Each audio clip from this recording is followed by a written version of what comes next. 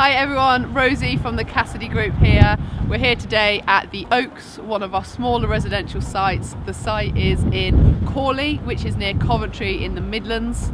The site is for 10 units overall, and just behind me and to the side of me here, you can see we have 6 of our 4-bed dormer properties. These ones sold from anywhere between 500 and 550,000, depending on exactly where they sat within the site. The properties to the right of me have slightly larger gardens, whereas the ones to the left have a smaller garden but with a slightly better view.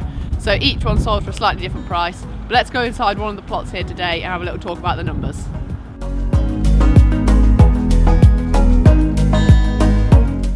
So unfortunately I can't give you a tour inside any of the 4 beds because they are all now sold and occupied, but I will show you a little 15-second clip from the promo video from them so you can have a little look, and I'll give you a tour around one of these 5-bed properties before we get into the numbers behind this deal.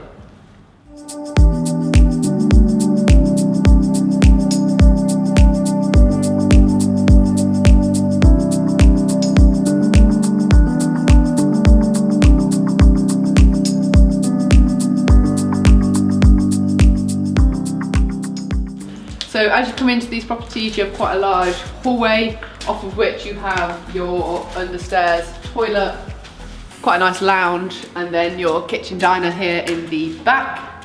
So when finished, we'll have a large kitchen here with a big central island and seating around the fireplace.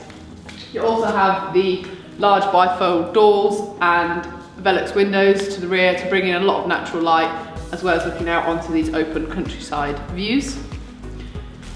And after that, through here, we have what will be a dining room or a study or children's playroom, whatever someone might want to use it for. And to the rear here, we will have what will be a small utility. Upstairs is where we start to have the bedrooms. First of all, we have a family bathroom in here, as well as the 2 smaller secondary bedrooms in these 2 rooms. But behind us we have quite a nice master suite. So this has a balcony, again overlooking those open countryside views, as well as what will be a dressing room with built-in wardrobes leading through to the master ensuite in this room. And then on the top floor of these 3-story properties, we have 2 more bedrooms and a shared bathroom. So 2 large double bedrooms, one on both sides, as well as a shared bathroom. So within this property we've had a few design features, mainly around how the natural light comes into properties, as for us that's a really important part of designing a home, is ensuring you get a lot of natural light in. One of those features are these doors that all of the bathrooms have. Now they don't allow any visibility through, but as you can see they allow a lot of the natural light to pass to and from between that door. So another thing about these properties is that these bedrooms here are technically built in what is the attic space, but we were really conscious of not allowing them to feel like an attic bedroom. So to enable that, we've had this large landing that you see here, the large Velux windows to again allow all of that natural light in, as well as keeping the stairway really open. So actually from the top floor here, you can see all the way down to the front door and vice versa, which really keeps it nice and open and feel like a natural extension to the house. So the site we're at now was a former builder's merchant, so they sold and traded in normal builder's goods. But the interesting thing is that they didn't have planning for what they were doing. So the council had been trying to close their business down for about 5 years before we got involved, but they were having difficulty doing so because the business had been here for nearly 20 years. So that brings in planning issues around long-standing businesses. So we got involved, we put forward plans to the council to change the site from obviously a builder's merchant, which was causing traffic issues and general nuisances and complaints from the neighbours. We presented the plans for these 10 units, and as part of that we agreed to regrade the rest of the land that wasn't used and return it to natural greenbelt. So the council were really supportive of this, so the application went through quite easily. We worked very closely with the landowners. They are landowners who we have known for a very long time. We even used the builders merchants before we purchased the site.